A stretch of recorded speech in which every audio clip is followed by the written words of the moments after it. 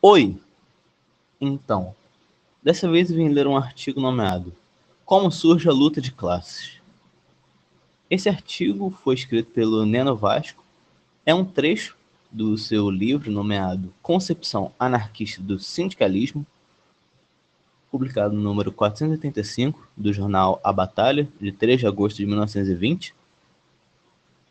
Esse artigo se encontra no site Última Barricada, site que anteriormente eu já havia lido também outro artigo do Neno Vasco.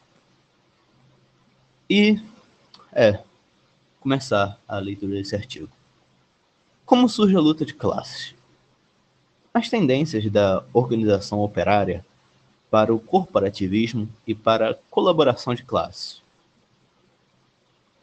Aqui existe uma nota introdutória também de A Batalha, já que esse artigo, esse trecho desse livro dele foi publicado no jornal A Batalha, que do livro A Concepção Anarquista do Sindicalismo, da autoria do nosso distinto colaborador Neno Vasco, livro que, editado pela secção editorial de A Batalha, aparecerá brevemente. Arrancamos para este lugar do capítulo o automismo sindical, um trecho que ataca um assunto de que este jornal se ocupou há dias. O propósito da atitude do pessoal das companhias do gás e da água, em onde aquele nosso amigo produz considerações muito judiciosas acerca da má orientação que, por vezes, algumas corporações revelam. Então, agora que já lemos a introdução desse trecho do livro Concepção Anarquista do Sindicalismo pelo jornal A Batalha, onde esse trecho específico foi publicado, agora começar a ler o trecho em específico. A luta de classe não surge automaticamente. Desde que se agrupam assalariados para a defesa dos seus interesses imediatos, econômicos e profissionais.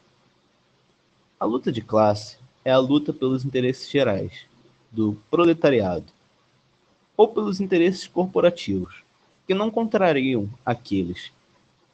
E, para ser revolucionária, deve visar a abolição das classes.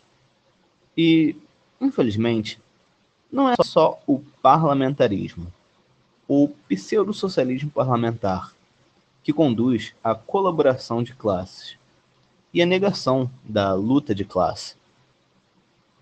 O corporativismo, sem a ação consciente dos revolucionários, a cada passo aí vai ter. É que, entre os trabalhadores, tomados individualmente, e entre as corporações de ofício ou categorias, há amiudados conflitos e rivalidades de interesse. Como, por exemplo, quando uma corporação reclama a construção de couraçados ou de arsenais, caso sucedido em Itália, ou quando outra pede uma taxa aduaneira, protetora, nociva para o povo em geral, ou para outras categorias de operários.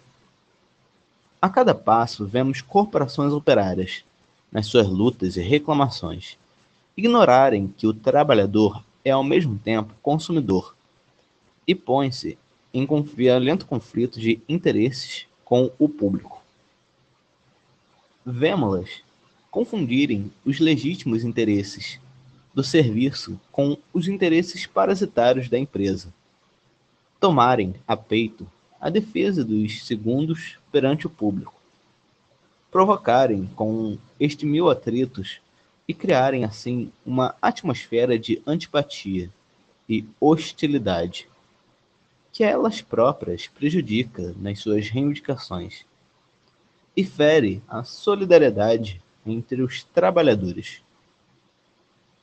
Em vez de procurarem impedir que o patronato recupere do público, isto é, da massa trabalhadora, a parte do seu lucro que teve de ceder, em vez de incluírem isso na lista das suas reclamações e entre as condições do regresso ao trabalho, ou de, pelo menos, mostrarem ao público a possibilidade que tem o patronato de ceder às reclamações do seu pessoal assalariado, sem novos encargos para o consumidor, vemos a miúde corporações organizadas praticarem o cúmulo de pedir ao Ministério, ao Parlamento, ao município, uma elevação de tarifas, de passagens ou de preços de vendas, para que a empresa possa aumentar-lhes o salário.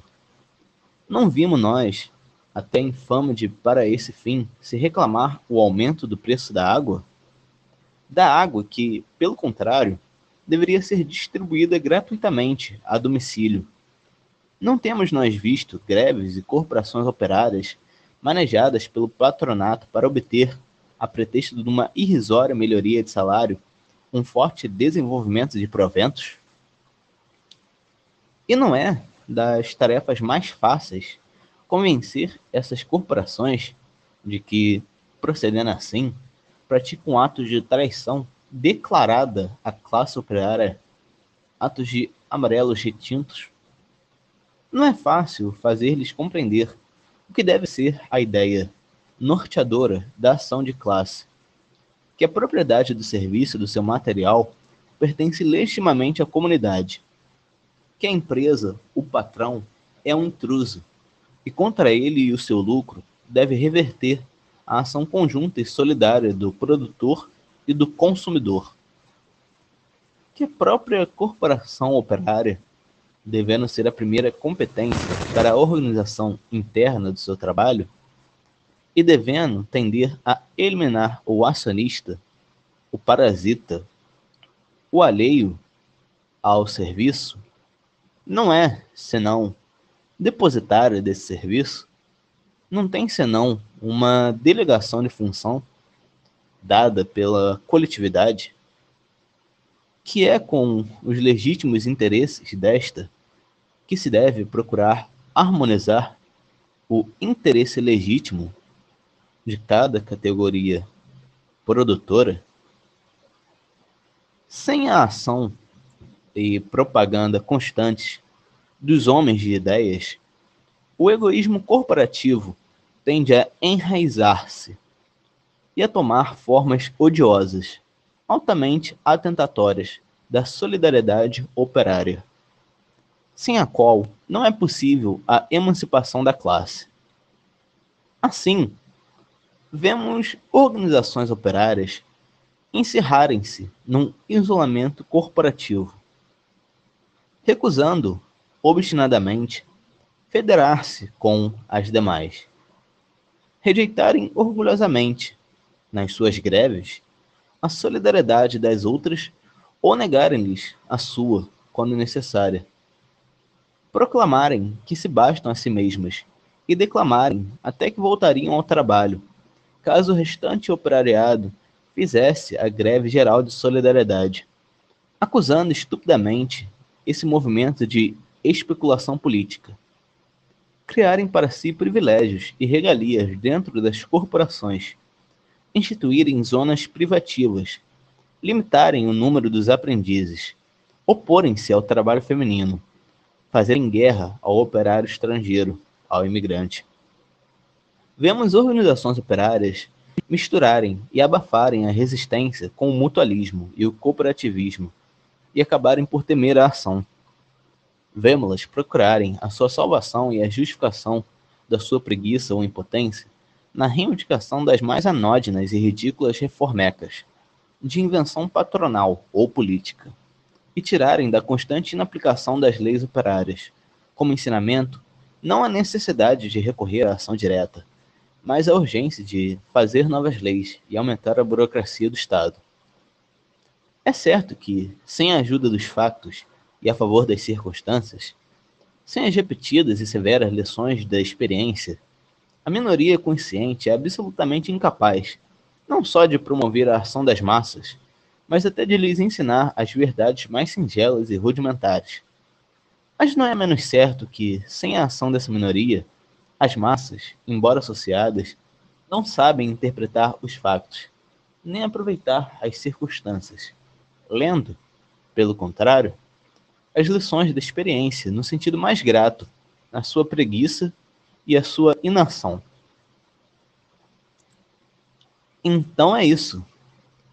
Esse foi o artigo do Neno Vasco, Como Surge a Luta de Classe, que, como eu havia ressaltado, na verdade é um trecho do livro Concepção Anarquista do Sindicalismo, publicado no número 485 do jornal A Batalha, de 3 de agosto de 1920.